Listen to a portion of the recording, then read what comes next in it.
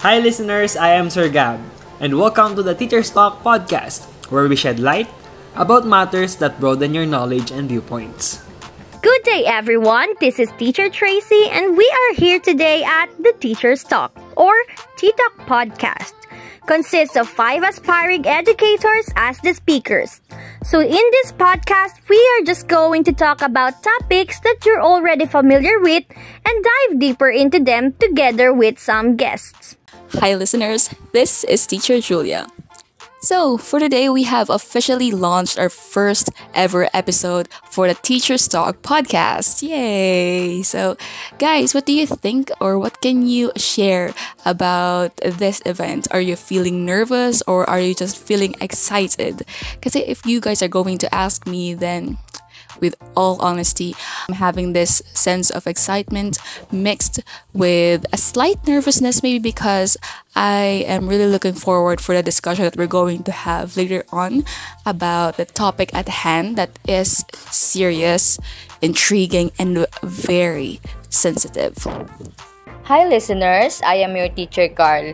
So ako Ma'am Jules, I'm feeling excited with this topic because this is important in our society to be tackled and for everyone to at least become aware of it. So ayan, since this is our first episode, let's give a short background about our podcast to our dear listeners. First, this episode, let us know more about the most controversial and most likely a taboo topic in the Philippines, which is abortion. So to help us understand the matter at hand, we invited a guest which is a mother and a healthcare personnel as well. So good day, ma'am. May I know your full name? I'm Diana Miranda Carlos, a registered nurse since 2009. I am 35 years old. As of the moment, where are you working po? I'm a company nurse in Jisoo Garments Manufacturing Corp. Located at Pesa Rosario, Cavite. So we can see that you're also mom po. No, ilan na po yung anak niyo, ma'am? I have 2 daughters po. So, yung first question po is, what is abortion for you? Abortion for me is termination of pregnancy or removal of the embryo in your uterus. Do you have an idea of what is DIY abortion and how is it done? DIY abortion is yung mga ginagawa ng mga usually yung mga teenagers or yung not so ready mommies na magkaroon ng baby. So one of the example is they're taking a medicine called misoprostol or mas kilala siya sa tawag na Cytotec or cyto pills. Yan. Commonly nabibili siya in Quiapo. Yung if you're familiar na Quiapo Church or sa Manila or white pill siya. So makikita niyo siya. Ang usage po talaga ng Cytotec is for ulcer, to prevent ulcer. But meron siyang side effect. Ang side effect niya is nagsusoften siya ng cervix at nag-help siya na mag-push out ng pregnancy sa uterus po natin. So, another thing is they are drinking herbal abortion tea o yung mas kilala natin na dahong Maria. Ayan. Kilala yan. Yung other term dyan sa ibang bansa is they usually call that mugwort or pennyroyal. Yan. Ang medicine na to, herbal, herbal medicine plant siya. But, yun nga, may side effect din siya. Same dun sa sinabi ko kanina na pill. Siya naman is, they use it for colic, anxiety, and for irregular periods. So, ito na, dito siya pumapasok. That's why they're using it for irregular periods. Kasi ang side effect niya is stimulate menstrual periods. So, if you're a pregnant woman and you take this herbal abortion tea, the effects will be the uterus will contract or just like when we are having a labor, the uterus contracts. That's why it's makes us have our menstrual period. So there will be bleeding. That's why yun yung nagkakos ng abortion. So another thing, yung sa pagganyan sa pag-DIY is, yung iba, nagpapamassage sila. Lower abdominal massage, or ito nga yung sinatawag natin sa may puson kasi nandito yung uterus natin. Nagpapamasahe sila. So, hindi lang siya basta-basta masahe. Masakit ito. Talagang parang halos araw-arawin nila, magpapamassage sila para ma-abort yung baby. So, another thing yung ginagawa ng mga ganon na gusto magpa-abort is nag-workout. Yan. Kasi pag yung excessive yung pag-exercise, pag-workout, yan, isa rin yan sa magiging cause na magkakaroon ka ng bleeding. So, pag pinabayaan mo siya, tapos even you already have vaginal bleeding, continuous ka pa rin sa paggawa ng mga mabibigat, pagbubuhat ng mabigat, or pag-exercise, possible na mag-brought din siya ng abortion. So, yun. Konti pa lang yun. Yung iba, mas malala pa yung ginagawa nila. So, true, yung tulad nung sa iba, yung sa mga movies na nagpapakahulog sila sa stairs. Oh, so yun. Isa yun sa mga reason din na pwede mag-brought out ng abortion. As a nurse po, do you think po it's advisable sa mga teenagers na ayaw naman magka-baby? Kung advisable siya na gawin, no. Doing such things, di ba nga, even yung sa drinking, dapat moderate. So, pag papasobrahan ka, tulad nito na mag-take ka ng pill, meron siyang side effect, di ba, na bleeding. So, possible na magkaroon ka ng hemorrhage or yun nga, excessive vaginal bleeding. So, kapag patuloy na hindi nag-stop yung pagbi-bleed mo, pwede kang mauwi sa shock na pwede mag-lead sa death. So, yun. Medyo delikado siya. Does it affect po the future incoming babies po sa mother? It depends. It depends. For example, you have an abortion, nag-DIY ka, so na-abort mo yung baby.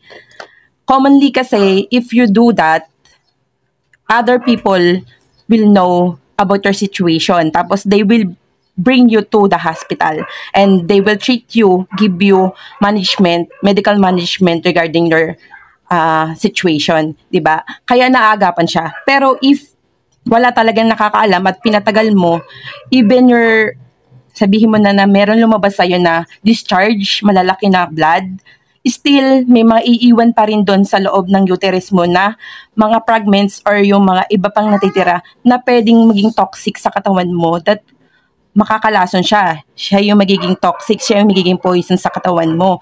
If hindi mo siya napatreat, or kasi commonly pag ganyan, even yung mga iba na ayaw nila mag-abort, tapos na nalaglag yung baby nila, nagpapa-ultrasound sila. Kasi nga, doon yung titingnan kung clear na. If clear na no need to do the DNC, yung discharge and curettage, yun yung sinasabi na niraraspa sa Tagalog. So, yun. Kasi, pag hindi ka nagparaspa, yun nga, may iiwan yung mga ibang fragments doon ng pregnancy mo na pwedeng makalason kasi mabubulok siya. Pwedeng malason yung katawan mo doon. Maglilid nga sa shock or death. So, sa ano naman po, if ever po the woman has gone through the abortion po, saan po kaya siya pwedeng pumunta po? Ayan. Yung gusto niya magpa-abort. So, dito sa Philippines is illegal ang abortion. So, hindi ka pwede na basta-basta you're going to a clinic or a hospital asking for them to abort your baby. So, kalimitan, there are some unregistered. Ayan. Kasi if you are a licensed medical professional, it will be medyo difficult for you to do such thing, di ba? But commonly, yung mga, kunyari, yung, di ba, yung mga traditional, like hilot, yan, yung mga tinatawag natin dati na kamodrona. So yan, commonly sila yon, mga hilot, yan kung tawagin sa provinces, they call it hilot. They will call, yun yung mga gumagawa ng ganyan. Others are yung hindi nga licensed. But nakatapos sila, di ba? They have studied how to do such things, how to give birth, how to, di ba? But the thing is, they don't have a license.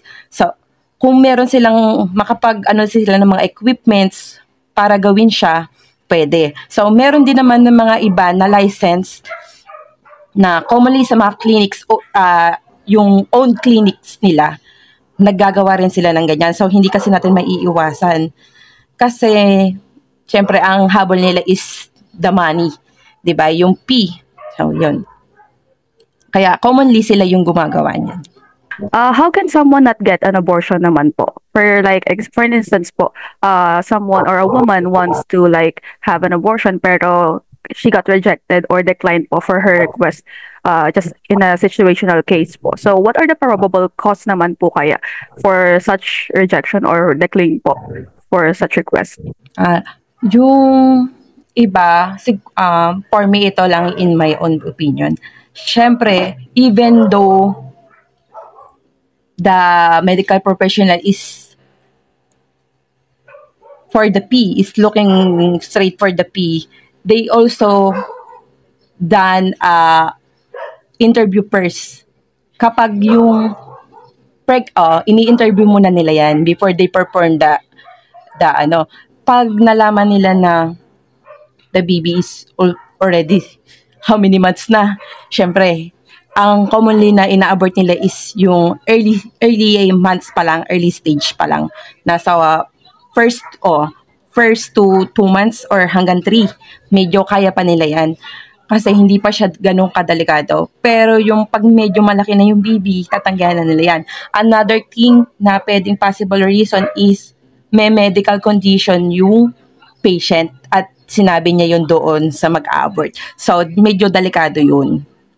Kaya, natatakot din naman yung gagawa noon. Kaya, pag kunyari may heart condition yung buntis at gusto niya magpa-abort at sinabi niya doon sa mag-abort sa kanya, even talagang nag-abort siya, medyo magkakaroon siya ng hesitation na gawin yun.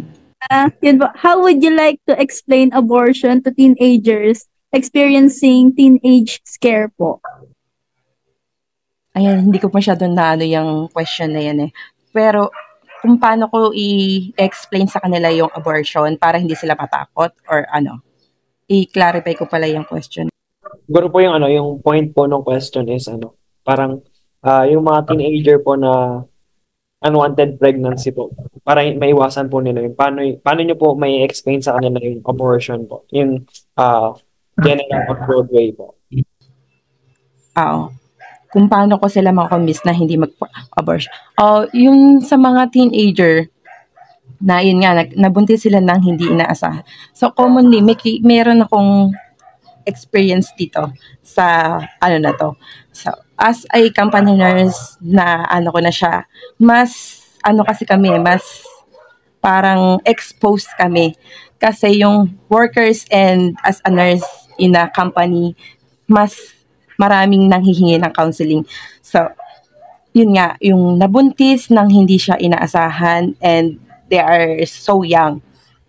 Mga age of 16 or 18, 19. So, natatakot sila because hindi pa sila ready. So, what I suggest to them is not to pursue abortion. Kasi, yun nga, just like I said earlier, yung pag nag-DIY ka ng pag-abort sa baby mo, marami siyang side effects na pwedeng mangyari, na pwedeng mag-lead sa death. So, meron namang ways na mas maganda na gawin if you don't want to pursue abortion. First thing is, pag nalaman mo is, you tell it right away to your parents. So, ang parents mo ang magsasabi sa'yo how to manage the situation. So, merong parents na i-guide ka how to go through your pregnancy. Syempre, as a teenager, wala ka pa masyadong alam. Natatakot ka kung anong pwedeng mangyari kapag nabuntis ka. So, hindi na dito yung kasi ngayon, iba ng way of thinking of yung mga teenagers na sasabihin natin. Nung araw yun, yung mga medyo takot ang mga teenagers. Pero nowadays, fully educated na sila kasi even sa TikTok, sa YouTube, kahit sa mga reels sa Facebook, they will know how to handle such situations. Yun nga, ang first thing to do is to tell your parents. No, abortion is not the answer. You tell your parents that you are pregnant. Even your boyfriend or your partner don't want to support you. Parents pa rin ang magsusupport sa'yo. Siya ang magsasabi kung paano ang gagawin mo. Siya ang mag-a-assist sa'yo papunta sa clinic or hospital para mapacheck up ka. So, another option na binigay ko doon sa if hindi ka talaga ready na you cannot support your baby, nowadays maraming couples wanted to have a baby pero hindi sila magka-baby. So, kahit magtanong-tanong ka, may kakilala ka, they will support you during your pregnancy from the start, from the clinic visit, for the vitamins, for your food, for your allowance, lahat. For your hospital bill. Tapos yung baby is for your adoption. So, uso na siya ngayon. Pero siya ang magsusupport sa'yo. Iba to, this is a different thing between selling your baby. Yung kasi is you give birth to the baby and you sell it to to a couple or a person with a certain amount. This one is the couple will support you from the start until the baby is being delivered. Then sila yung magki-claim kay baby.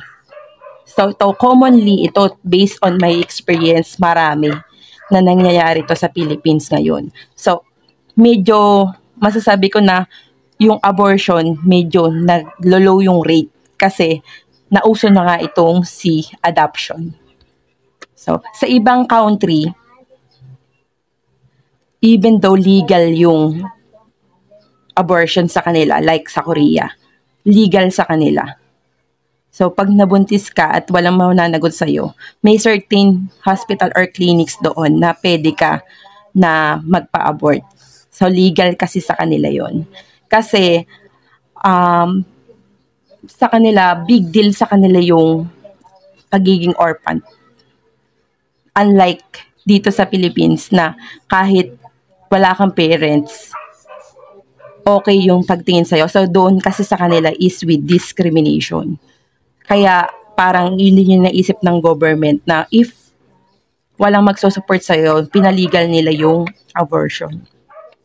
So, sa atin naman, dahil nga, sa ibang palasa, parang European yata yung nakita ko sa FB Reels. Ang baby, pwede mo siya, once na, na-delivered mo siya, you can left it in the hospital. Then, the hospital will be the one who will transfer it to a institution for adoption. So, meron din na napanood ako na sa BFP, kung baga sa atin, parang BFP sa atin, di ba? Yung sa Bureau of Fire, mga firemen, mga ganon. Sa station nila, meron doon na sa pinaka-wall nila, iilaw yon kapag may nagdarap ng baby doon. So, yun din is open for adoption. How about sabi niyo po kanina yung mga yung mga trabaho niya po yung nahingi ng advice sa inyo. How about if someone is still coming to school po? Kumbaga mga teenagers po na naging pregnant but they are still going to school po. What can you say or advise them? Would you advise the same? Yes. Ito, based on experience talaga to. Meron akong classmate sa college. Nursing student kami. Na pregnant siya. But it is not a hindrance para makatapos siya. So, even though alam namin na she's already pregnant, she's still studying. Yun. The good thing in the Philippines is they are considered the situation. If masama yung pakiramdam, still, saka hindi na nga siya ganun ka-big deal. That's the good thing now. Parang open-minded na yung mga tao ngayon. Even pregnant ka, as a teenager, hindi na big deal sa kanila, mas susuportahan ka nila. Mas lagi kang nilang i-assist na baka possible madapa ka or what, haalalayan ka pa nila. So, that's the good thing ngayon, na iba na yung mindset ng mga tao ngayon. Even, hindi talaga siya abortion ang isasagot natin kasi yung rate din ng bullying sa atin, hindi rin ganun kaano. Parang, even though you're pregnant, based on my experience, mas may special treatment. May special treatment siya. Mas focus kami sa kanya. Nung ang high school pala. Itong isa kong experience is high school. Hindi ko siya classmate, but in high school, but she's my elementary classmate. Hindi lang siya nakapag-march during our graduation because she's having a delivery. But during pregnancy, pumapasok siya. Yun nga, sinabi ko, meron siyang special treatment because we support her. Yung mga classmate din niya, hindi rin siya ng bullying. So, commonly, bullying or not treating that good maybe in your family or your relatives. Pero in your support groups, your friends, your classmates, your teacher, parang hindi na siya ganong ka-big deal. So yun. Parang medyo less nga ang nang masasabi mo na magpa-abort ka kasi ganyan. Another thing yung sa college ko ang classmate, pregnant siya nga noon, and we support her until she graduated. And nasa first trimester siya nung nag-take kami ng board exam. And she passed the board exam. Now, she's ilang years na siya na licensed nurse siya in one take. So, parang having pregnant, na hindi mo inaasahan is not really a big problem nowadays. Hindi rin siya pinanagutan nung boyfriend niya. But, hindi rin siya naging hindrance in achieving her dreams na makagraduate at maging registered nurse. So, yun. Based on my experience yun. Classmate ko siya kasi I know her. And now, I can say na she's a successful nurse. Yan, so that's so good to hear din po, no, na even though nagkaroon po ng ganong challenge during her college days po, she was able to still raise her child. So, going on po, when can, in your viewpoint, ma'am, when can abortion be considered a good option or in a way na justifiable po siya? In your opinion po? Ayan, magandang topic yan. In a hospital setting, abortion will be okay if medically ill yung patient. So, we have no choice. Example,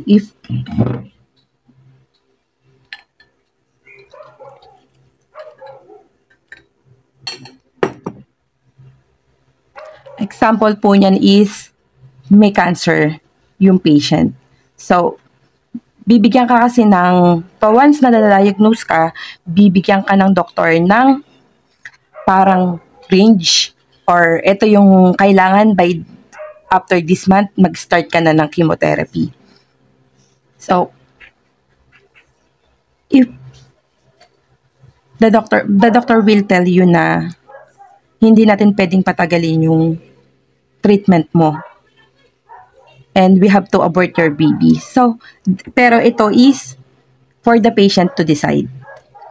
So, hindi talaga siya pwedeng i-push ni medical personnel. Even the doctors, he or she cannot tell you that you have to abort your baby. The doctor will just give you an option na they can afford it with your consent for the treatment to have done, na magawa agad sa'yo right away. So, ito is also, I have an experience regarding this. My auntie have a cancer sa uterus. So, nagbuntis siya unexpectedly. And yun nga, na-diagnose siya. So, the doctor asked her to choose what will be her decision. And she decided to have the baby. Pero, inexplain sa kanya ni doctor na yun yung magiging consequences ng hindi agad pag-treat sa kanya. So, yun nga, sa madaling salita, pursue siya sa baby, hindi siya nag-undergo ng chemotherapy. So, ang naging ngayon is possible. Pero nakapag-deliver naman siya, nakapag-give birth naman siya. Pero, because of the delay of the treatment, syempre, 9 months of carrying the baby is a big, medyo matagal siya, diba? So, yun. Medyo hindi rin siya na-save yung life niya. So, ang way of thinking of my auntie that time is, she is already sick. She will not live that long. The percentage of surviving having a cancer is not that big. So, yung baby have mas yung chance na mabuhay siya, mas matagal yung Yun yung reason niya. Yun. Another thing is, yun nga, if, kunyari, the baby and the mother have an accident, no, pregnant mother. So, yung possible na magkaroon ng abortion. Ito yung tinatawag na euthanasia. So, yung other term for euthanasia is mercy killing. Yes. Yan. To be able to yung save the mother, we have to abort the baby. So, meron ding situation na ganito yung nangyayari in the hospital setting. Yun. Ano naman po kaya yung ma-advise niyo, ma'am, regarding po sa kunwari sa rape victim po, yung one who is really traumatized po. Ano po kaya yung pwede niyong mai-advise? Ito. Sa rape victims, ito is based naman to in the movie, but it's napanood ko, but it is based on a true story. No. Rape victim siya and nabuntis siya. So, after legal counseling, the advice for her is not also to abort because we're here in the Philippines. Yun din yung advice sa kanya. Even though she is a rape victim.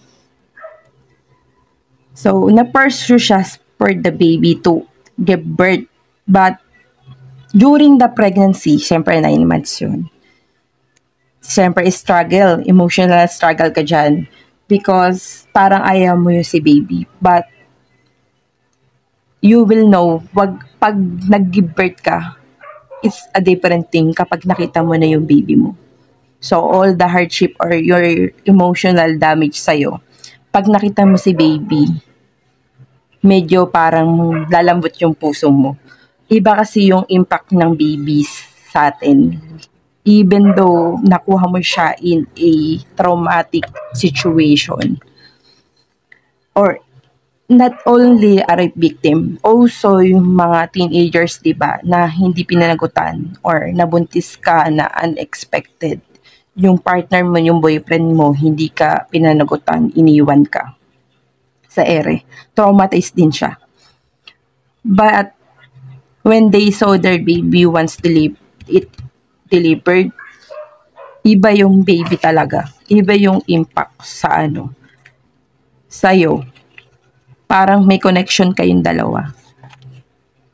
kahit nga yung mga tita-tita lang, pag nakita mo yung baby, di ba, hindi mo siya anak, iba yung impact ng baby sa'yo.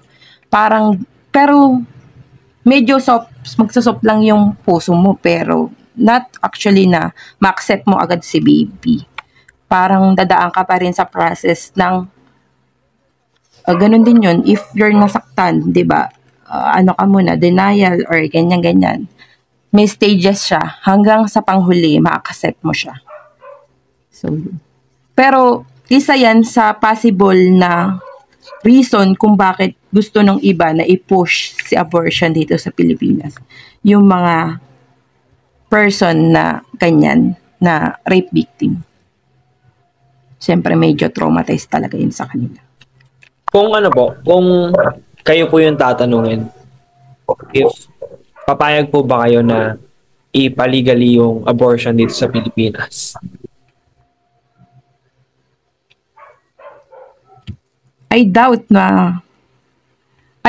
na i-approve yan dito kasi ang Philippines is more on Catholic Catholic is against abortion.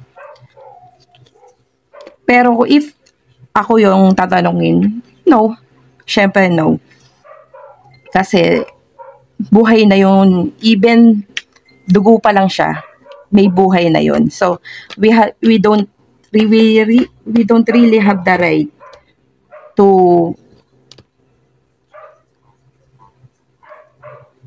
get or to end a life. So even it's just still a blood or just a embryo. Procedure ng abortion. So, para lang magkaroon kayo ng idea. So, same siya if you're going to have a normal delivery. So, they will give you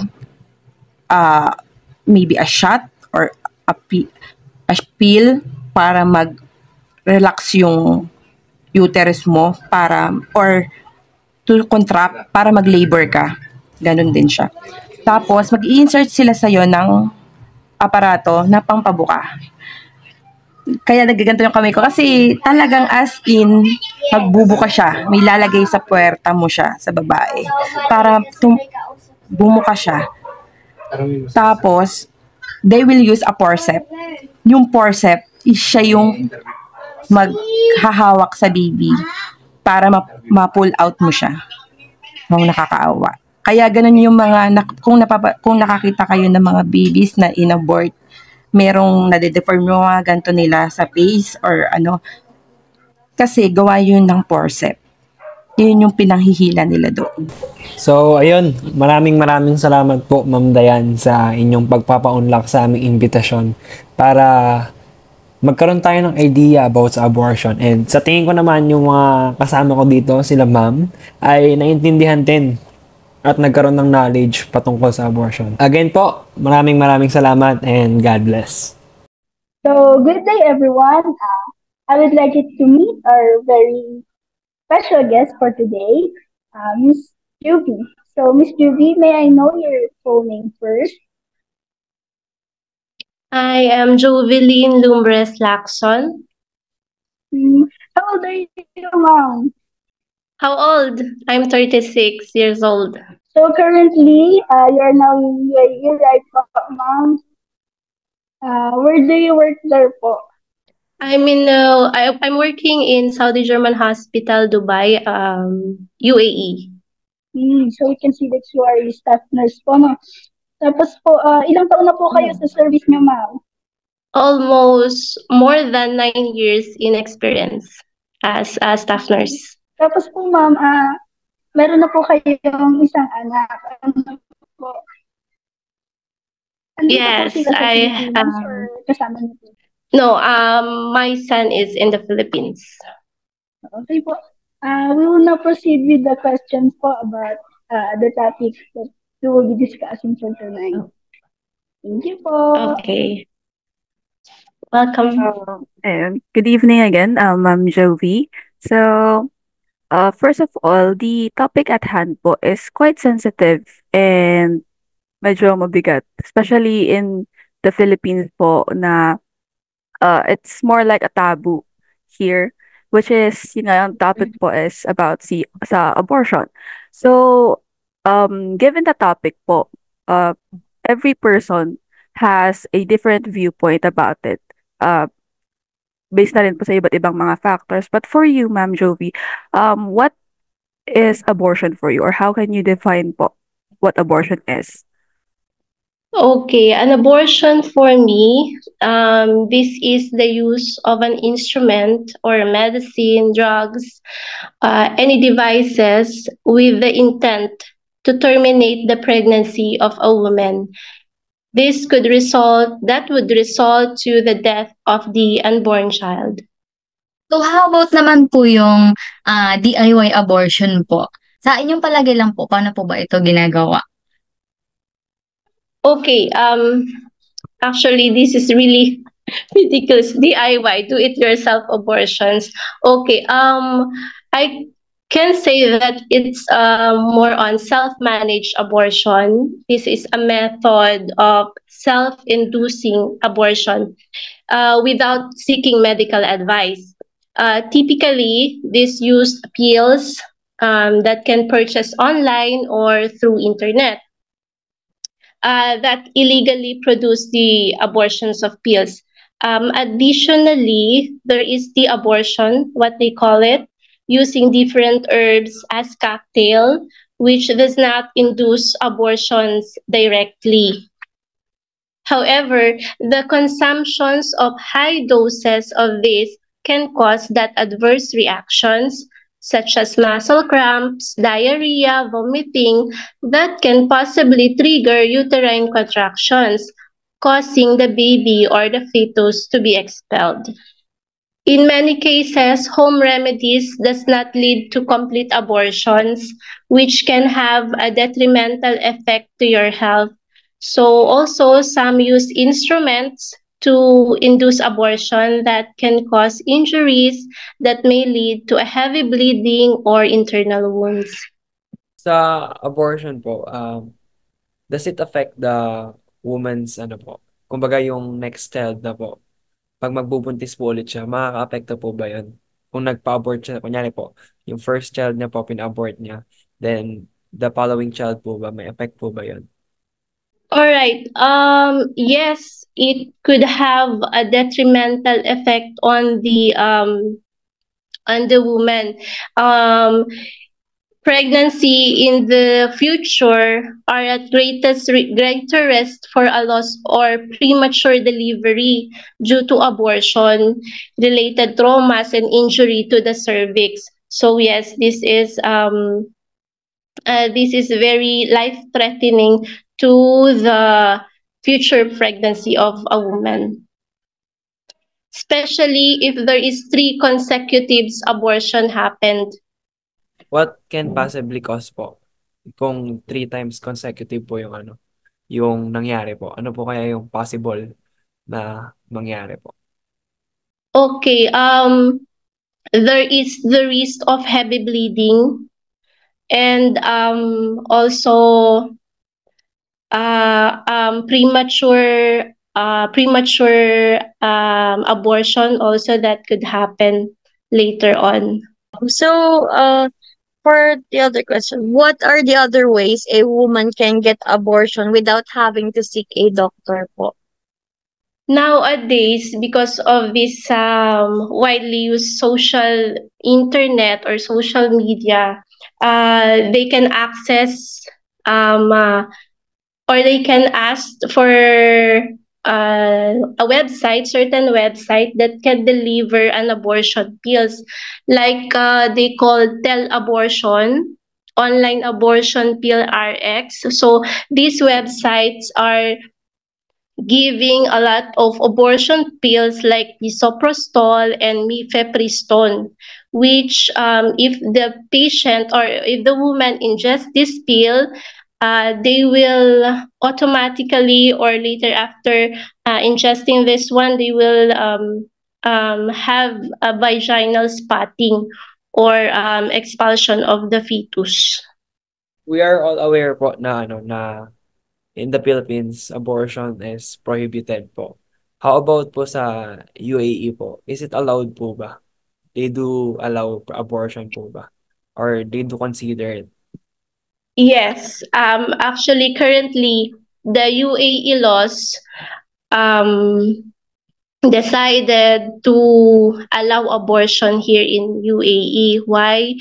For a certain reason. Of course, there's also reasons na to justify the need of abortion, especially if the the pregnancy is out of because of rape, because of the father asked to terminate the baby in a certain conditions. Po kasi sa UAE, strictly they are still following yung laws even before na um, abortion will be legalized. Pero as of now, with a certain condition pa, but still we are not, the states are not open for a lot of facility to abort or to accept an abortion directly. So still needs justification more of the process, basing only also for legality of the cases. So if there is really need or emergency purposes, yes, they are allowing the abortion here in UAE.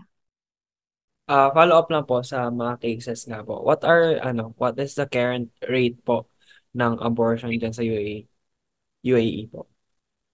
Actually, I'm really trying to search on it, and because here in UAE, they are really strict on supplying this kind of information. They are very strict on this, even in social media. So you cannot really tell the rate of abortion here in UAE. Although I cannot also share the rate exactly on UAE now. So I will try to ask my colleagues or my doctors if they have informations regarding this matter. So, ano po, next is, how can someone not get an abortion? What are the probable cause why someone could not get an abortion? So we have to consider the cultural and spiritual practices which reprimands the abortion procedure. Along with this is also the family decisions that won't allow a family member to terminate the fetus, especially in a strict country like UAE. So the society mainly prohibits abortion unless there is a reasonable medical judgment. This is to protect the mother's life or prevent major impairment. Consider this: if the patient has the ectopic pregnancy, pregnancy outside the uterus, and if you have this ectopic pregnancy, fetus cannot really survive because naturally the mother's womb or the uterus is the one that giving or producing or sustaining the life of the fetus. And also acute deteriorations of patients' clinical conditions, especially if the patient is in the intensive care unit, that the health of the patients is compromised. So they have to think about the doctor's medical judgments. If who will they? They have to take the risk to remove the fetus if the patient is in critical conditions. Parang at some point po, sobrang delikado po talaga ng abortion. So, paano po kaya Yes. sa mga teenagers po na nakakaranas ng pregnancy scare, then sumagi po sa isip nila yung abortion. What can you say about to them po? Okay.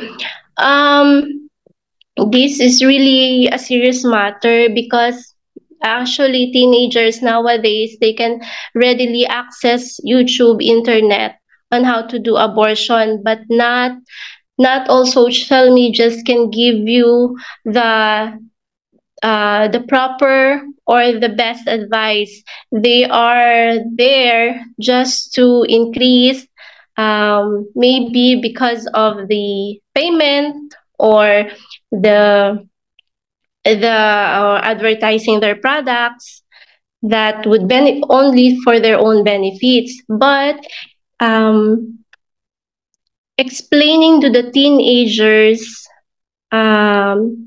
who experiencing teenage care, well, we have to be non-judgmental to the teenager. We have to be, as much as we can, guide them to gain their trust, and we have to support them. Tell them the facts. Make sure that you've got the facts with you before you will approach them. Tell them in a language that they will understand that abortion ends pregnancy. Well, for example, tell them that pregnancy is when someone has a possible future baby in their belly. Some people decide that they don't want to be pregnant and have something called an abortion, so that they will understand, and use also some ways, images or videos that is also with your guidance to guide them on how to give them an idea what is abortion. So now, Ma'am Jovi, can you walk us through the procedure of abortion po?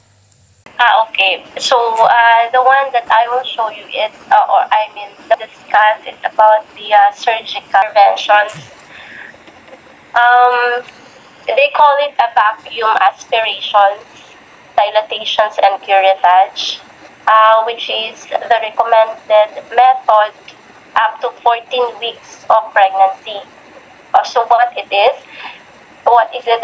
This is a minor surgical procedure where the uterus is emptied using a gentle suction.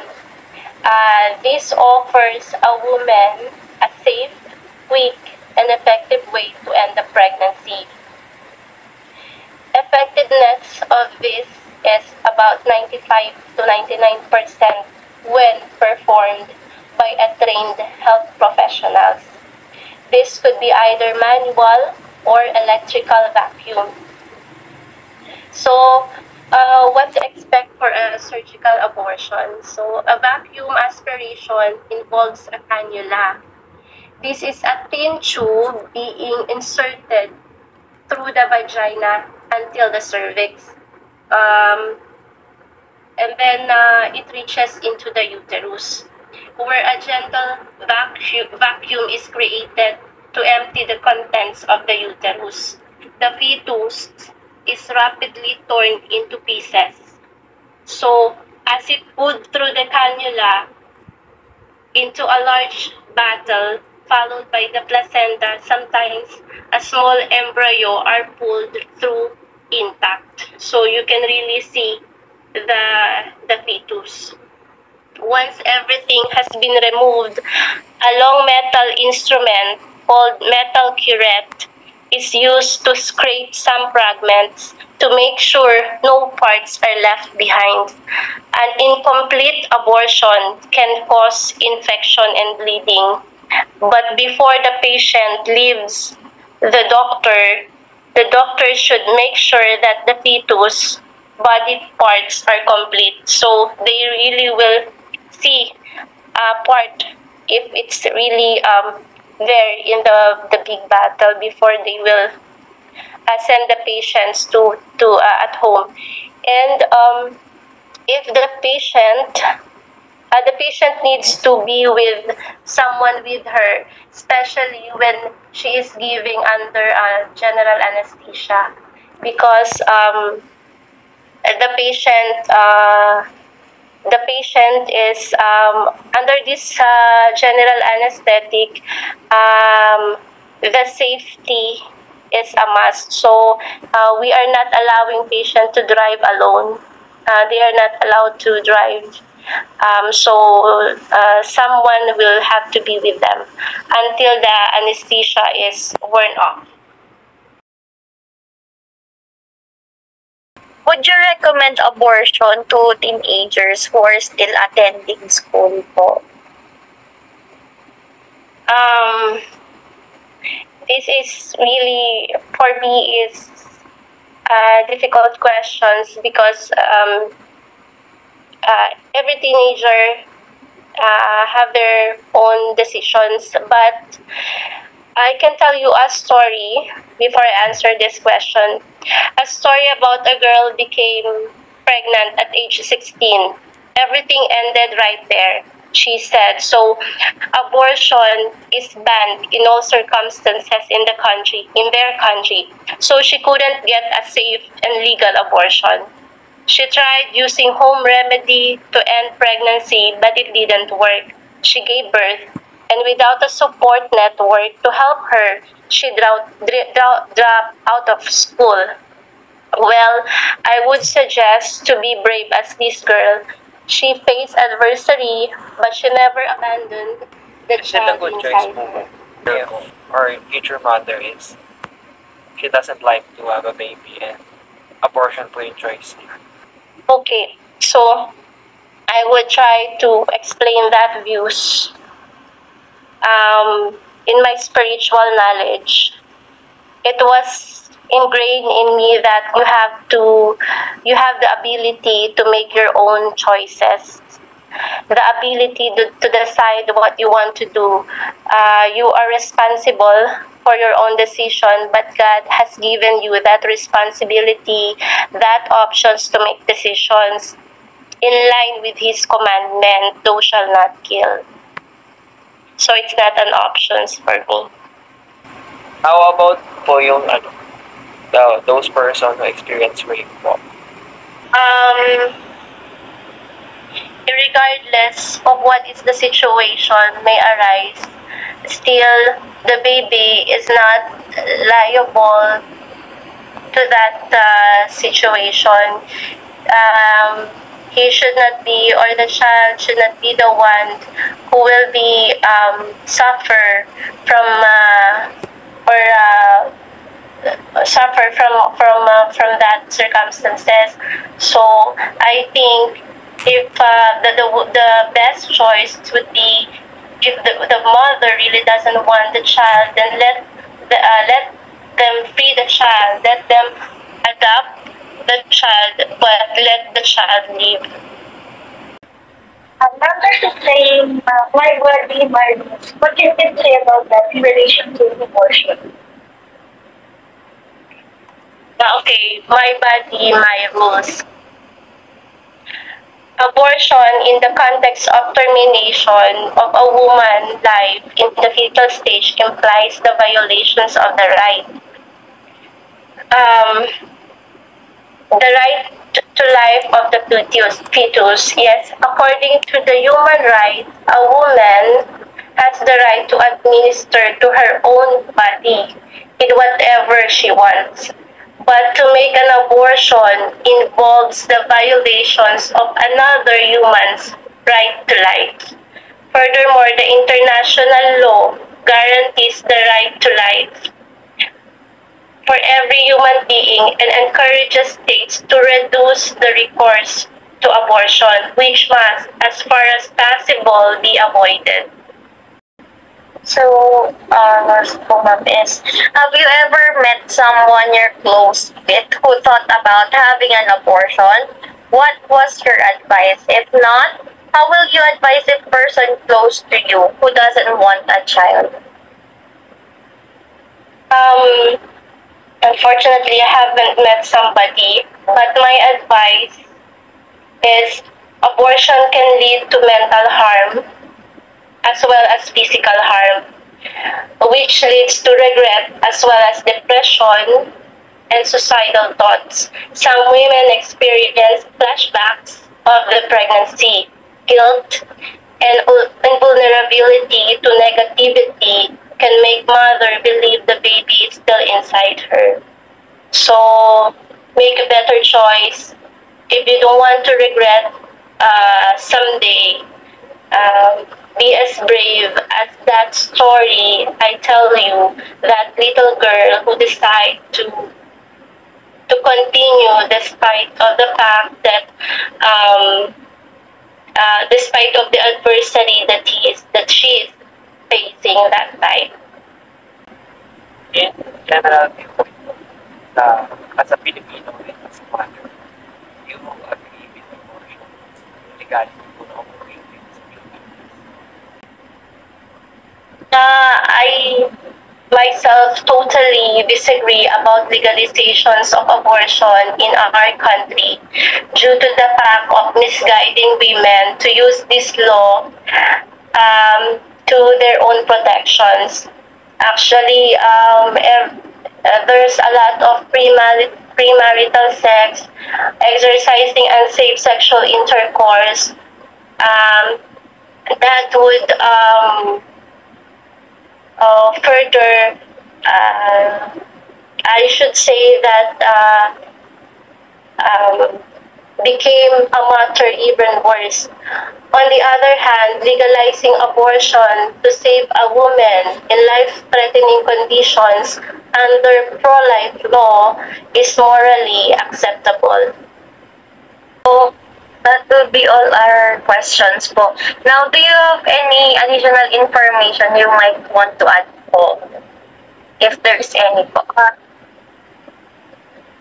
I think I say the things that I want to say. So if you have any questions, just feel free to approach me. Or if I really answered your questions. You answered naman po, ma'am. Again po, we just want to thank you po, ma'am, for your time po and for letting us interview po. Maraming salamat. Thank you po. Thank you so much po. Thank you po. Bye-bye. And that's it for the first episode of the Teachers Talk podcast. I hope you, our dear listeners, have learned something valuable from the medical advices, explanations, and discussions that our medical personnel guests have shared with us throughout this episode, especially with regards to the matter of abortion. So we will be looking forward to learning more with you from the next episodes onward here on the Teachers Talk podcast.